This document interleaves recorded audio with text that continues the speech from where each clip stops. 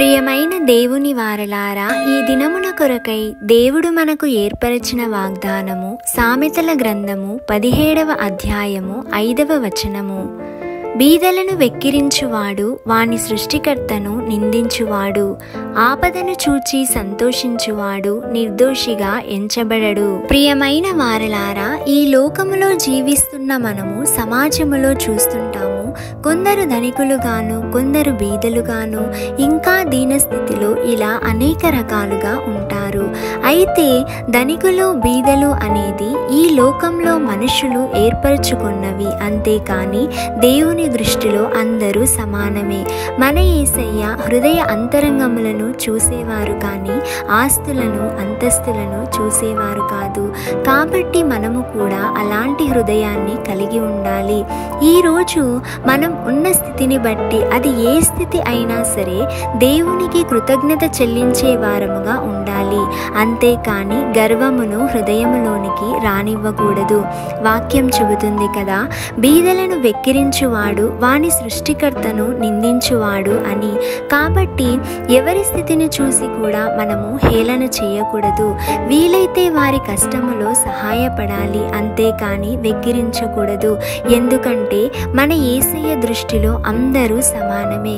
కాబట్టి ఆయన బిడ్డలుగా మనందరము కూడా అలాంటి మనస్సును కలిగి ఉండాలి. అలా మనము ఇతరులకు సహాయం చేసేవారిగా ఉన్నప్పుడు అది మనకు చాలా సంతృప్తిని ఇస్తుంది. అలాగే ఆపదను చూచి సంతోషించువాడు నిర్దోషిగా ఎంచబడడు. ఇతరుల కష్టాలను చూసి, బాధలను చూసి మనము సంతోషపడకూడదు. వారి ఆపదల కొరకు దేవుని సన్నిధిలో మొరపెట్టే వారముగా ఉండాలి. ఎప్పుడూ మన గురించే కాదు, ఇతరుల యొక్క ప్రార్థన అవసరతల గురించి దేవుని సన్నిధిలో మొరపెట్టాలని దేవుడు ఆశపడుచున్నారు. నిస్వార్థమైన హృదయముతో ఏది అడిగినా సమకూర్చే దేవుడు మన తండ్రి. కాబట్టి మనందరము కూడా కనికర హృదయమును, ఇతరుల గురించి, వారి సమస్యలను గురించి దేవుని సన్నిధిలో ప్రార్థించే వారిగా మనందరము కూడా ఉండాలని ప్రార్థిస్తాము. ప్రార్థన. పరిశుద్ధుడవైన దేవా, కృపగలిగిన తండ్రి, మీ పాదములకు లెక్కలేని స్తోత్రములు చెల్లిస్తున్నాం ప్రభువా.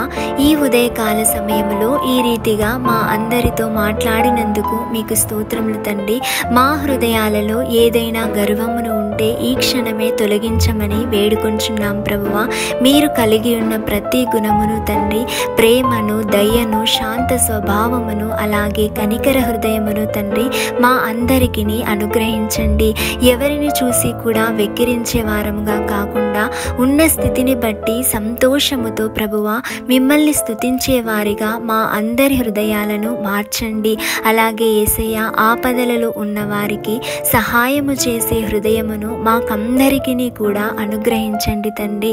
మీ ఎడల భయభక్తులతో మీరు చూపిన మార్గములో మేమందరము కూడా నడుచుటకు, మీ కృపను, దయను ప్రభువా మేమందరము పొందుకొనుటకు మాకు సహాయమును దయచేయమని నజరేయుడైన యేసు నామంలో అడిగి వేడుకొని పొంది ఉన్నాము తండ్రి. ఆమేన్.